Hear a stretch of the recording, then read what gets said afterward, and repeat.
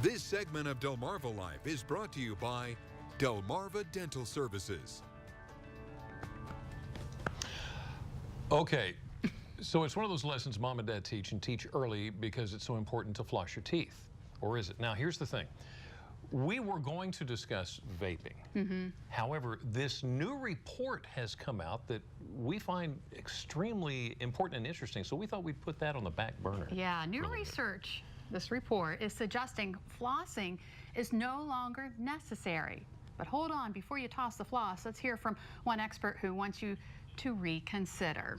Now, that would be Dr. Lee Aki, who is a dentist with Delmarva Dental Services. Thank you so much for joining us Thank today. you for having me. Okay, so first of all, tell us about this report. So the report was published this year. It just came out on the news about a month ago. And since then, the number of times we've been asked in our office already, so I don't have to floss anymore, has been kind of overwhelming. And basically what happened was that since 1979, the federal government has been including flossing in the dietary guidelines for Americans. It was reported by the Surgeon General, etc. And the report comes out every 5 years. This time, it wasn't included. What really happened was they were really focusing on a more serious problem, which is the sugar intake and the other dietary nutritional problems that we as Americans face as a whole. So the American Dental Association, the American Academy of Periodontists, no one is saying you absolutely don't have to floss anymore. As a profession, we typically are still recommending that to our patients. Yes. But communication is key. Correct. And so this concerns you, I'm sure. It does, and it's absolutely something that patients don't really want to have to do in the first place. So this is like a green card to go ahead and not do it. And that is not the way to go, if you ask me. Not the way to go. Okay, not so the way to go. Give us an overview. Exactly what does flossing do?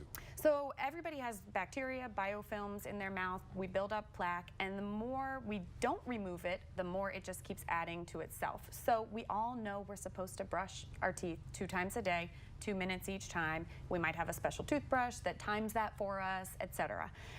But that's really just removing the stuff on the biting surfaces or on the flat sides of the teeth, the tongue side, the cheek side, the easy places to get to and the places we can feel and see.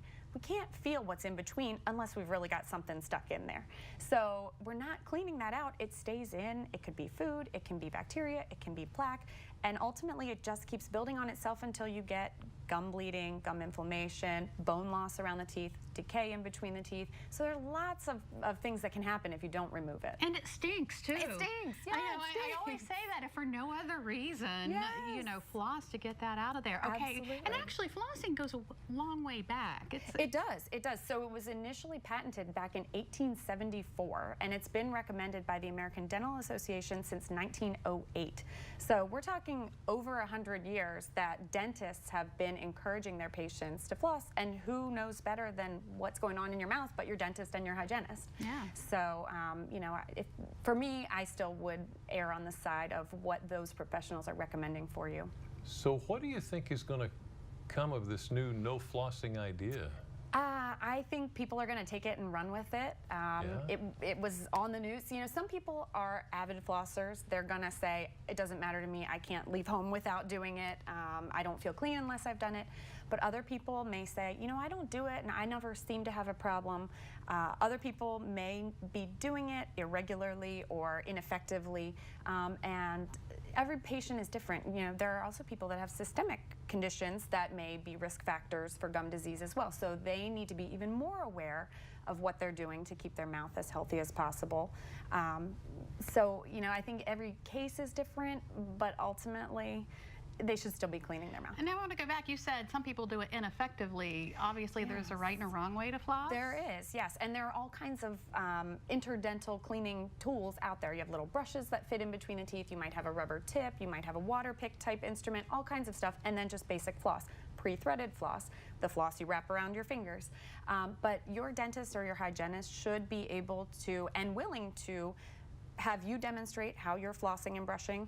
And if you're doing it wrong, they should be showing you the right way to do it. I remember Dr. Harmon saying to make you a wrap a C around your tooth. Absolutely. That's right. Yeah, That's and right. I always think of that when I'm flossing my teeth. Absolutely. So how early should we start flossing? I encourage my children to floss now. They have the little pre-threaded flossers. They look like animals. I have an almost 2-year-old and a 4.5-year-old, and so we do start encouraging that, just to get them in the habit of having something in their mouth.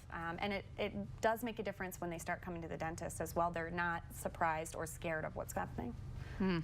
So, and if you want to look at it from a cost point of view, it's the investment into flossing. Low cost, and low risk, and high potential benefit of keeping, exactly, keeping your existing dental work, keeping your teeth. Yeah, very important. Very. And good breath.